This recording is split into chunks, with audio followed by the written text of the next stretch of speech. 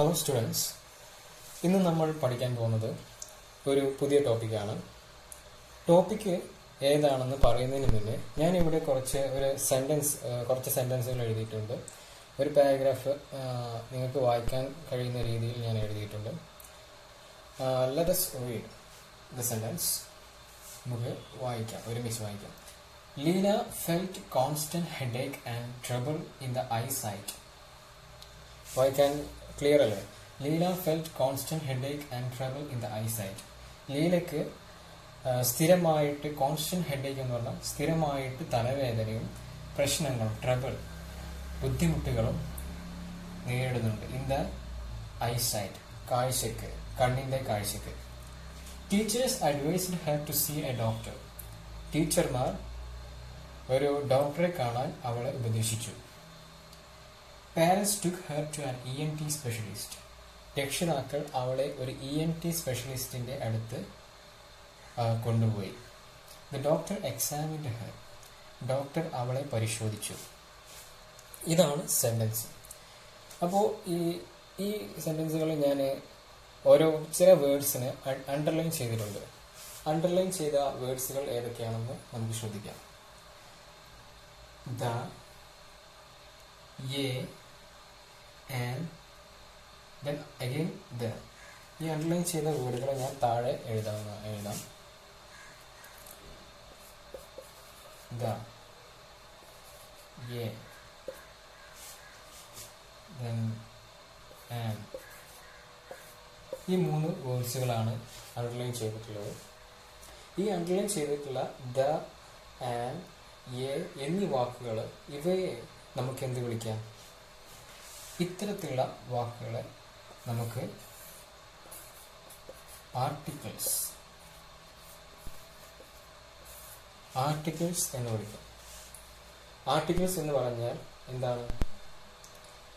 What is the definition of article? ഇവ ഒരു തരം അഡ്ജക്റ്റീവാണ്. അഡ്ജക്റ്റീവ് എന്ന് പറഞ്ഞാൽ നാമവിശേഷം.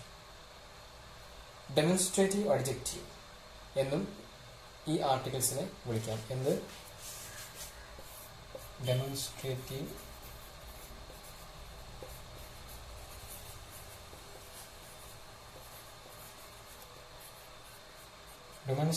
അഡ്ജക്റ്റീവ്സ് എന്നും ആർട്ടിക്കിൾസിനെ നമുക്ക് വിളിക്കാം. ഡെമോൺസ്ട്രേറ്റീവ് എന്ന് പറയുമ്പോൾ ഡെമോൺസ്ട്രേഷൻ, ഒരു ചിത്രത്തോടു കൂടെ അല്ലെങ്കിൽ അതിൻ്റെ ഒരു യഥാർത്ഥ പിക്ചർ കിട്ടാൻ വേണ്ടിയിട്ടാണ് ഡെമോൺസ്ട്രേറ്റീവ് അഡ്ജക്റ്റീവ്സ്. ഡെമോൺസ്ട്രേഷൻ എന്ന് പറഞ്ഞാൽ എന്താ? നമുക്കൊരു ഫോർ എക്സാമ്പിൾ പറയുകയാണെങ്കിൽ, ഒരു കാര്യത്തെക്കുറിച്ച് പറയുമ്പോൾ നമ്മൾ വെറുതെ സംസാരിച്ചൊരു കാര്യമില്ല, അതിന് ഒരു പിക്ചറൈസേഷൻ, ഒരു ചിത്രം അതിൻ്റെ മനസ്സിൽ കണ്ടാലേ നമുക്ക് അതിൻ്റെ ക്ലിയർ ആയിട്ടുള്ള ഇമേജ് കിട്ടുള്ളൂ, ക്ലിയർ ആയിട്ട് മനസ്സിലാവുകയുള്ളൂ. അതുകൊണ്ടാണ് അതിനെയാണ് ഡെമോൺസ്ട്രേഷൻ എന്ന് പറയുക. അപ്പോൾ അതേപോലെ ആർട്ടിക്കിൾസ് വേറൊരു പേരാണ് ഡെമോൺസ്ട്രേറ്റീവ് അഡ്ജക്റ്റീവ്സ്. സോ ഈ ഡെമോൺസ്ട്രേറ്റീവ് അഡ്ജക്റ്റീവ്സ് ഓർ ആർട്ടിക്കിൾസ് എന്ന് പറഞ്ഞാൽ യെ, ആൻഡ്, ദ ഇവയെല്ലാം ദ അല്ലാത്ത യെ, ആൻഡ് ഇതൊക്കെ നമുക്ക് ഒരർത്ഥത്തെ സൂചിപ്പിക്കുന്നു. ഫോർ എക്സാമ്പിൾ പറയുകയാണെങ്കിൽ എ മാൻ, അതുപോലെ എ ഡോഗ്, അതുപോലെ A book, a boy, an apple,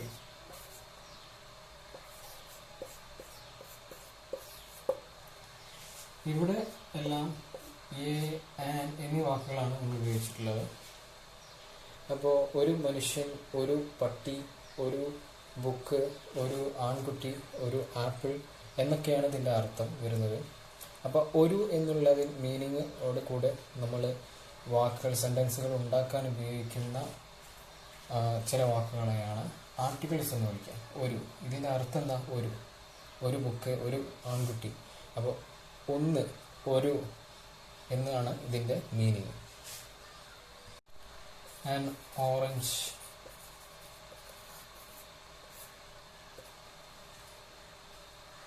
an elephant,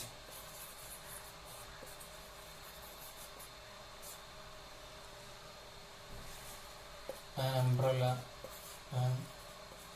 umbrella,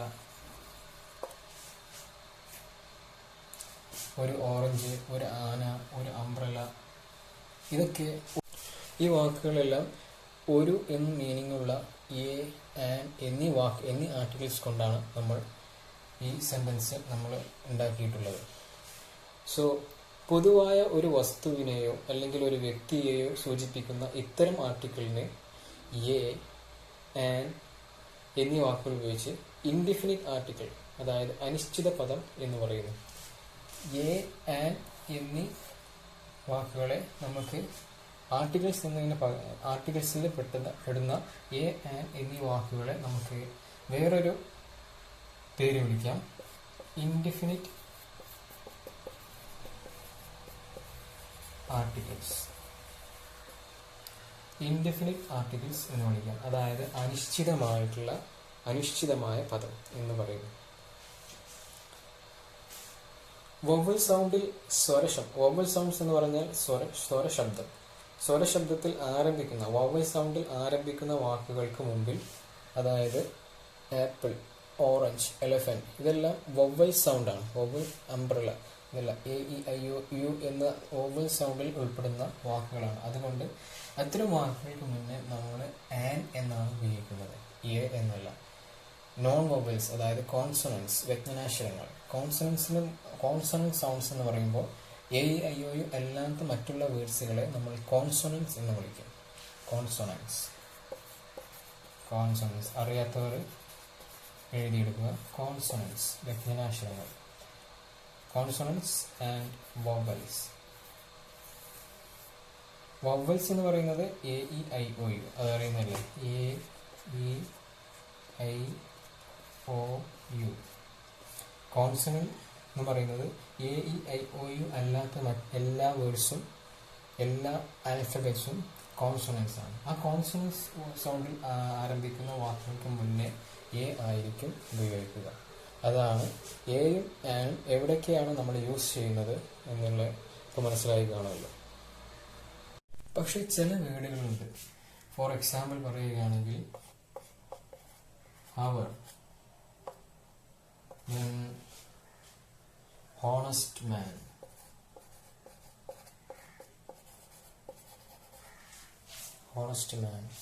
then hair അല്ല, ഹയർ എന്ന് പറഞ്ഞാൽ അവകാശി, ഹവർ എന്ന് പറഞ്ഞാൽ മണിക്കൂർ, ഹോണസ്റ്റ് മാൻ എന്ന് പറഞ്ഞാൽ വിശ്വസ്തനായ അല്ലെങ്കിൽ മാന്യൻ, ഹെയർ എന്ന് പറഞ്ഞാൽ അവകാശി എന്നിവ. ഈ വാക്കുകളെല്ലാം നമ്മൾ ശ്രദ്ധിച്ചാൽ എച്ച് കോൺസണന്റ് ആണ്. എന്തായാലും കോൺസണന്റ് സൗണ്ടിൽ തുടങ്ങുന്ന, കോൺസണന്റ് വേർഡിൽ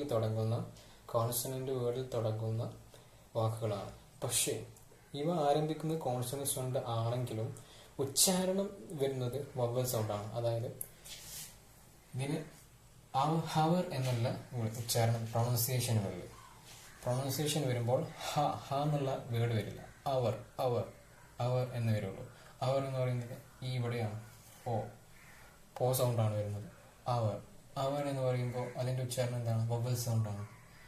അതുപോലെ തന്നെ ഹോണസ്റ്റ് എന്ന് പറയും, ഓണസ്റ്റ് എന്ന് പറയുമ്പോൾ അതുപോലെ എയർ എന്നാണ് ഇതിന്റെ പ്രൊണൗൺസിയേഷൻ വരുന്നത്. അപ്പോൾ ഇതിന്റെയൊക്കെ തുടക്കം എന്ന് പറയുന്നത് വവൽ സൗണ്ടിലാണ് ഇതിന്റെ തുടങ്ങുന്നത്. വവൽ സൗണ്ടിലാണ് തുടങ്ങുന്നത്. അതുകൊണ്ട് തന്നെ ഇതിന്റെയൊക്കെ ആർട്ടിക്കിൾ വരുമ്പോൾ, അതായത് ഇതിന് മുന്നേ വരുന്ന ആർട്ടിക്കിളൊക്കെ ഇൻഡിഫിനിറ്റ് ആർട്ടിക്കിൾ നമ്മൾ പറഞ്ഞ എ, ആൻ, ഇതിൽ ഏതായിരിക്കും? A or an? Definitely an ആയിരിക്കും ഇതിന്റെ article. An hour, an honest man, an അയ. കാരണം ഇതിന്റെയൊക്കെ pronunciation, the first letter pronunciation is which sound? Exactly the vowel sound. So the vowel soundനെ മുമ്പ് വരുന്ന ആർട്ടിക്കിൾസ് ഡെഫിനറ്റ്ലി ഒബ്വിയസ്ലി ആൻ ആയിരിക്കും, തീർച്ചയായിട്ടും an ആയിരിക്കും. So look at these examples. I have already given an example. ഒരു sentence ഞാൻ തന്നിട്ടുണ്ട്. This is the pen which gave my father. The man was using a mobile phone. നമ്മൾ already 3 articles ഉണ്ടെന്ന് പറഞ്ഞു. A, an, the. എയും ആനും നമുക്ക് ആ ആർട്ടിക്കിൾസിനെ, അത്തരത്തിലുള്ള ആർട്ടിക്കിൾസിനെ നമുക്ക് ഇൻഡെഫിനിറ്റ് ആർട്ടിക്കിൾ എന്ന് വിളിക്കാം. അതുപോലെ ദ, ഇവിടെ സർക്കിൾ ചെയ്തിട്ടുണ്ട്, വട്ടത്തിലിട്ടുണ്ട്. ദ എന്ന് പറയുന്ന ആർട്ടിക്കിളിനെ നമ്മൾ ഡെഫിനിറ്റ് ആർട്ടിക്കിൾ എന്ന് വിളിക്കാം. എന്തുകൊണ്ടാണ് ഡെഫിനിറ്റ് ആർട്ടിക്കിൾ എന്ന് പറയുന്നത്? ദ എന്ന് പറഞ്ഞാൽ, ദ എന്ന ആർട്ടിക്കിള് ഒരു പ്രത്യേക വ്യക്തിയെ പറ്റിയോ അല്ലെങ്കിൽ പ്രത്യേക ഒരു വസ്തുവിനെ പറ്റിയോ എടുത്തു പറയാൻ ഉപയോഗിക്കുന്നതാണ് ദ എന്ന ആർട്ടിക്കിൾ. ഫോർ എക്സാമ്പിൾ പറയുകയാണെങ്കിൽ, this is the pen. The pen, ഇതൊരു സ്പെസിഫിക് ആയിട്ട് ഈ പെന്നിന് സ്പെസിഫിക് ആയിട്ട് ഈ പെന്നിനെ കുറിച്ച് പറയുകയാണ്. This is the pen, specific ആയിട്ട് ഒരു പ്രത്യേക ഒരു വസ്തുവിനെ കുറിച്ച് പറയാം. അപ്പോൾ ഇത്തരത്തിലുള്ള ആർട്ടിക്കിൾ നമ്മൾ ഉപയോഗിക്കും the. This is the pen which gave my father. എൻ്റെ അച്ഛൻ തന്ന പേനയാണിത്. The man was using a mobile phone. The man, ഒരു മനുഷ്യൻ, ഒരു വ്യക്തിയാണത്. ആ വ്യക്തിയെ സ്പെസിഫിക് ആയിട്ട് പറയുക.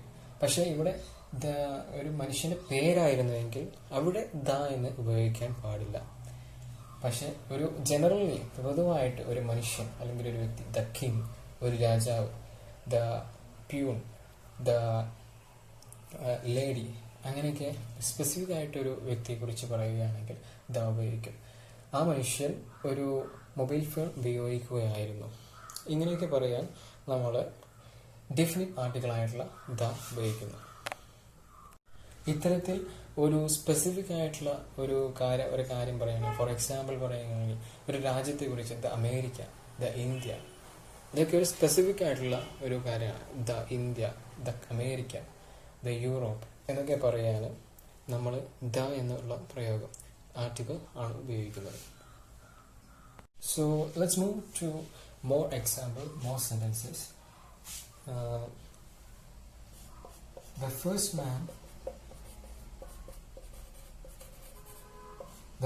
man who climbed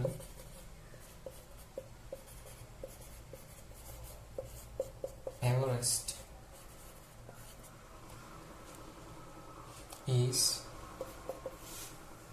Tenzing.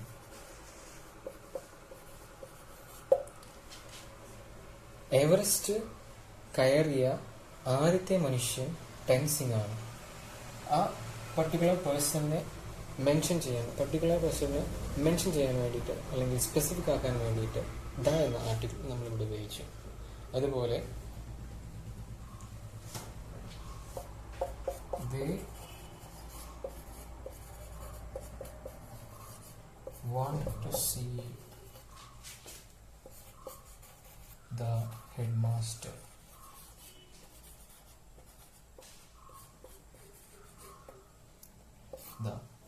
Headmaster മുന്നിലായിട്ട് ഹെഡ്മാസ്റ്ററിനെ സ്പെസിഫിക് ആയതുകൊണ്ട് ദ എന്ന് ഉപയോഗിച്ചു.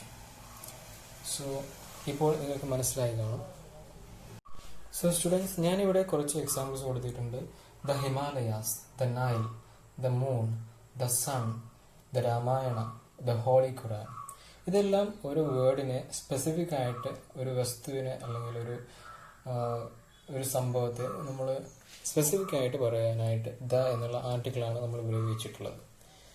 ഇത്തരത്തിലുള്ള വാക്കുകൾ ഇപ്പോൾ ദ ഹിമാലയാസ്, ഹിമാലയകൾ, ഹിമാലയ പർവ്വതങ്ങൾ, ദ നൈൽ എന്ന നദി, അതിനെക്കുറിച്ച് സ്പെസിഫിക് ആയിട്ട് പറയാം.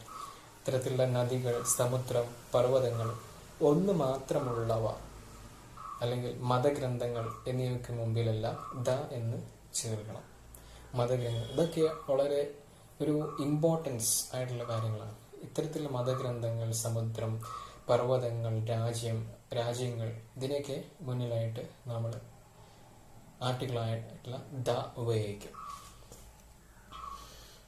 അതുപോലെ തന്നെ നമ്മൾ ദ ഉപയോഗിക്കുന്ന മറ്റൊരു സാഹചര്യമാണ് ചില സൂപ്പർ റിലേറ്റീവ് ഒബ്ജക്റ്റീവ്. അതായത് സൂപ്പർ റിലേറ്റീവ് എന്ന് പറഞ്ഞാൽ നമ്മൾ കഴിഞ്ഞ പ്രീവിയസ് ക്ലാസ്സിൽ നമ്മൾ പഠിച്ചിട്ടുണ്ട്.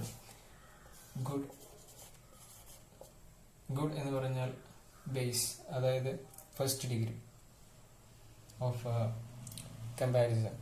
ഗുഡ്, ബെറ്റർ, അതിൻ്റെ കുറച്ചും കൂടി ഗുഡിനെയാടി കുറച്ചുകൂടി ഉയർന്നു നിൽക്കുന്നത് ബെറ്റർ. ആൻഡ് സൂപ്പർ റിലേറ്റീവ് ആയിട്ടുള്ള ഇതിൻ്റെ ഏറ്റവും ഉയർന്നു നിൽക്കുന്നത് ബെസ്റ്റ്. അപ്പോൾ സൂപ്പർ റിലേറ്റീവ് ആയിട്ടുള്ള അഡ്ജക്റ്റീവ് എന്ന് പറയുന്നത് ബെസ്റ്റ്. ഇവിടെ ബെസ്റ്റ് ആണ്. എക്സാമ്പിൾ കൊടുക്കുകയാണെങ്കിൽ ഇതിനൊരു എക്സാമ്പിൾ കൊടുക്കുകയാണ്, he is the best boy. He is the best boy in the class. ഇവിടെ ബെസ്റ്റ് എന്ന സൂപ്പർ റിലേറ്റീവ് ആണ്. അതിന് മുന്നായിട്ട് നമ്മൾ ആർട്ടിക്കിളായിട്ട് ദ ഉപയോഗിച്ചു. അപ്പോൾ ഇത്തരത്തിലുള്ള സൂപ്പർ റിലേറ്റീവ് അഡ്ജക്റ്റീവിന് മുമ്പിലായിട്ട് ദ ചേർക്കണം. സോ ഡിയർ സ്റ്റുഡൻസ്, ഞാനിവിടെ ഒരു വർക്ക്ഷീറ്റ് നൽകിയിട്ടുണ്ട്. ഈ ടോപ്പിക്കിനെ ബന്ധപ്പെട്ട് ഒരു വർക്ക്ഷീറ്റ് ഇവിടെ നൽകിയിട്ടുണ്ട്. Complete the following sentences using the articles A and the. ഈ 3 ആർട്ടിക്കിൾസ് ഉപയോഗിച്ച് താഴെ കൊടുത്തുള്ള സെന്റൻസുകൾ നിങ്ങൾ പൂർത്തീകരിക്കുക. ഫസ്റ്റ് സെന്റൻസ് എന്ന് പറയുന്നത്, first example, I bought dash pen dash book and dash orange. അതുപോലെ dash honest man loves all. And third one, dash old man was knocked by a bike. Fourth one, PT Usha is dash fastest athlete of Kerala. And fifth one, dash cow is dash useful animal. Sixth one, dash teacher came to dash class. ഇവിടെയെല്ലാം വിട്ട ഭാഗത്ത് നിങ്ങൾ പൂരിപ്പിക്കേണ്ടത് A and the ഇതിലേതെങ്കിലും ഒരു ആർട്ടിക്കിളിനെയാണ്. അതിന് ഏറ്റവും suitable ആയിട്ടുള്ള the most suitable article you will fill in the blanks that given in this following sentences. So that's all today's topic. Thank you all students for hearing this class. Thank you.